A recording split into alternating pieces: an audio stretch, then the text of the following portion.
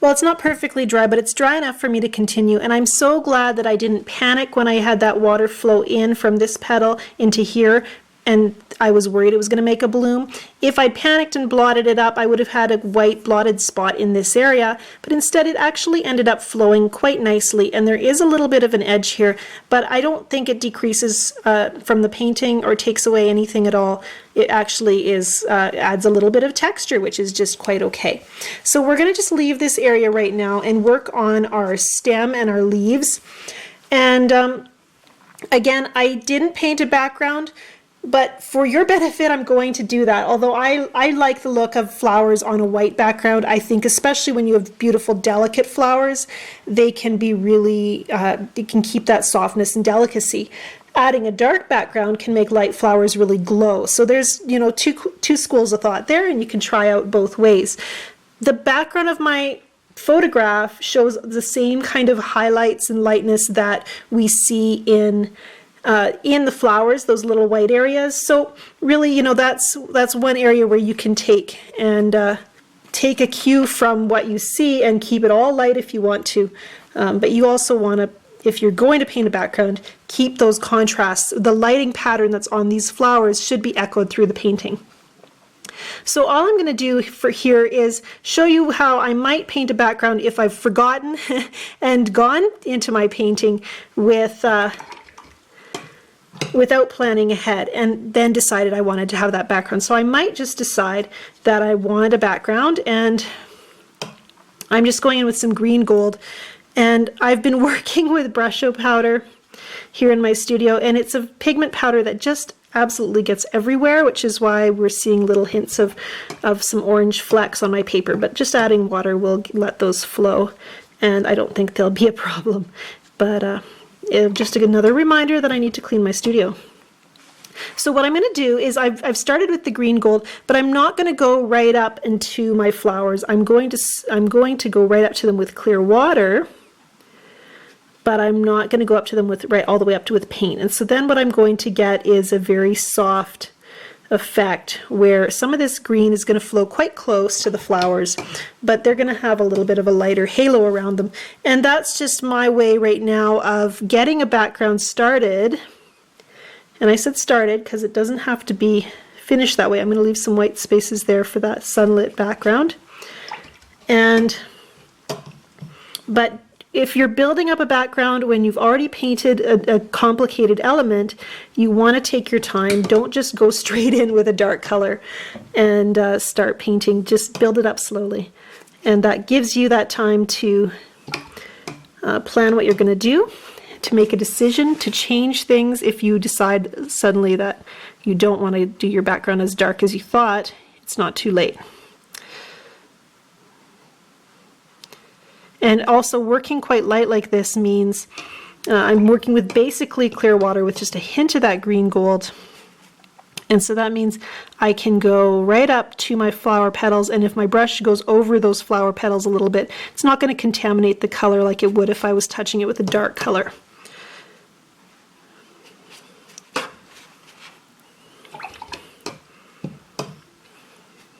And you could use a pale yellow, would be nice as well, or a soft gray.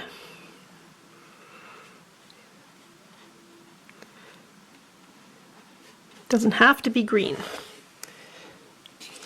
So that gives me some softness there, hints of color that I can then build on over here. And then I also can go a little bit darker where the shape is a little less complex, although there's quite a lot of sunlight in my reference photo, so I don't want to go too dark. And then always with a clean brush going up beside the petals, and that will keep my colors clean. And because my flowers are dry, I have that barrier where the color will not flow onto the flower petal as long as I keep the petal dry.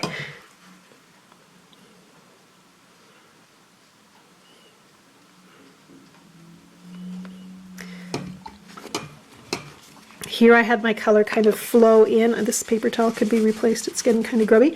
Here I had the color kind of flow in, but I actually want that to be quite light, so I can blot, and that will soften without a harsh line.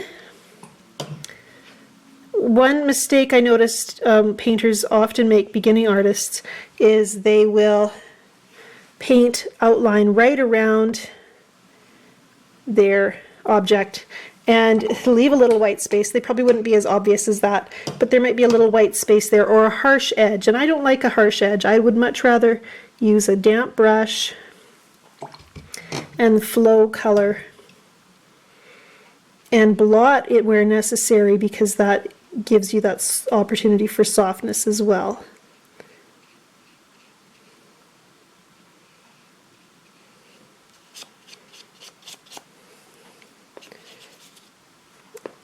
You can see how quickly a line gets created when you paint crisply like that.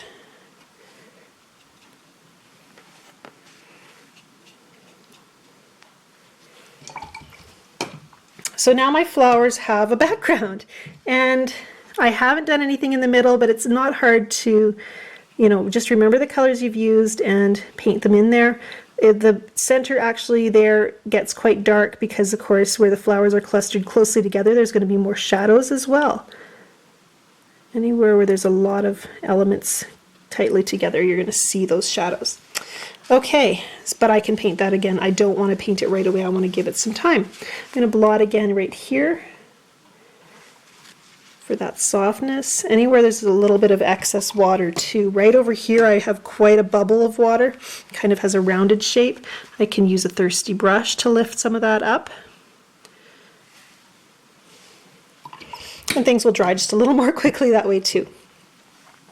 So that gives me that testing here to see how it's coming along. Let's paint some edges of petals quickly now. And my petal edges are going to be my lavender with a hint of ultramarine, same original color. Dark, and I don't want to paint every petal. What I want to do is define so that it gives that feeling of multiple flowers and yet keeps things loose, so I don't have to paint every flower. And I think loose painting can be very freeing because you do not have to paint every detail. So you can, what I like to do is paint that edge and then soften with a damp brush. Trying some of the pure ultramarine is a little bit too strong, I think. So with a thirsty brush, I'll just lift it back up. And this edge, I think, kind of comes along here. And over here there might be a petal. And so loose painting doesn't mean slapping color around. Sometimes I'm really kind of quite controlled in what I'm doing, but I'm also giving color an opportunity to flow. And so that gives us some real beautiful effects. Now that's a very pure dot of the rose madder. By adding water and pulling that color, I can lighten it and pull it across the page. And I think what's really going to help us here is a few more of those little stamens. Here we had some coming this way. They have this beautiful curve and then an upward swoop. And when you're painting thin lines like this, use a very light touch. If your line skips and is broken, like right along here, it actually isn't complete. That actually looks better than if your line is too fat. So, keep it loose. Or keep it thin, rather. And I think there was a bit of a petal along here, too.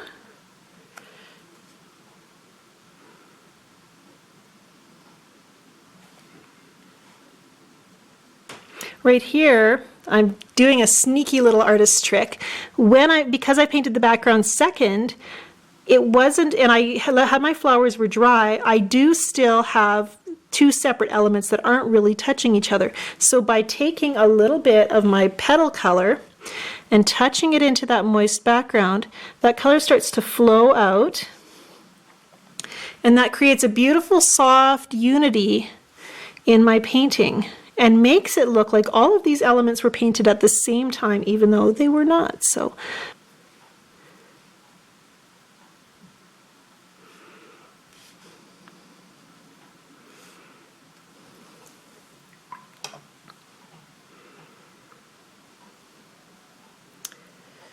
now I feel like there's just something that needs to happen here to give my painting a little more impact that isn't happening yet.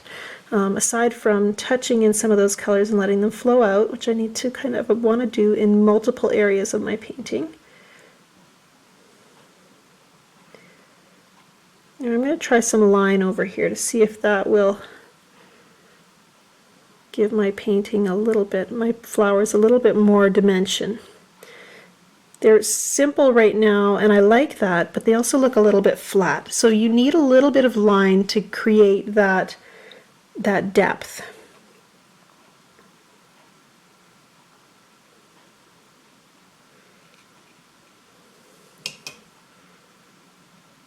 And I want you to notice my brush. I'm using a rigger brush, and a lot of artists only use rigger brush for painting fine lines. I really like it for painting a lot of things, because what you can do with the rigger brush is you can just use the point of it and get a beautiful fine line like we traditionally think, but you can also take the side of your brush and use it for filling an area very quickly and just pull that color across with the edge of your brush. And I really like that look as well. This is some pure lavender right now. These colors from Daniel Smith, Daniel Smith creates many pigments. It's well over 200 at this stage, and some artists prefer working with pure pigments, colors that are made up of only one pigment.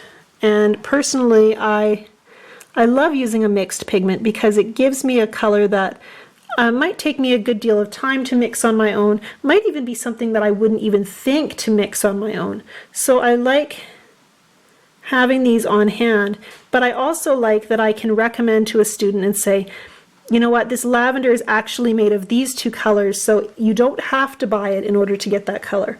It might be easier, but you sure don't have to have it. So at this stage, I'm going to confess to you that I really don't love my background. I think if I had my way, if I was doing this just to please myself, I would probably have chosen to leave that white background and just have that little bit more of a brighter, fresher look. It might have also been, you know, a different choice of color might have been preferable as well. I mean, it's the kind of thing you just have to kind of play around with and see what combinations you prefer. And for myself, I really do love a white background. However, I also have found that when you're painting, very often your painting will get to a stage where it looks pretty nasty, where you're not happy with the appearance. It just doesn't look like everything's coming together, and it's really easy to feel discouraged at this point. I encourage you, don't get discouraged. If your painting doesn't look like much and you don't think it's going to work out, that gives you freedom to experiment, to try some things you might not try otherwise. It gives you freedom to take a few risks because, you know, it's not going to turn out anyhow. And often having that attitude that, you know what, I'm not sure this is going to turn out, so I'm going to do something bold that I can't take back, that can be a really good way to learn something. And sometimes I have a painting that just turns out amazing because I took that risk. So I think there's a really good place for risk taking in paintings, especially something that you're not sure is going to work out. Also for me, knowing that my painting often gets to a stage where it's kind of at the ugly duckling stage means that I don't have to panic. I can just relax, work on, you know, one piece at a time, try to see how everything fits together and what the painting needs at any given moment. And then from there I can trust that it's all going to work out in the end. And that's where I'm at with this painting. I want to put in that stem. I want to put in some dark and interesting leaves. I want to work more on the stamens that show the shape of my flower and the directions the different flowers are facing. All those little details I think are going to really pull this together. And so letting everything dry, now that I have a background, means it's going to take a little longer to dry. and then coming back when everything's dry and working on a second layer with some details, I think should pull it all together. This is part 2 of a 4-part lesson on painting a Bauhinia, a Hong Kong orchid flower, in a loose and flowing style. Join me and paint along with me. Links to the rest of the videos and the supplies I've used and the reference photo are in the description below the video.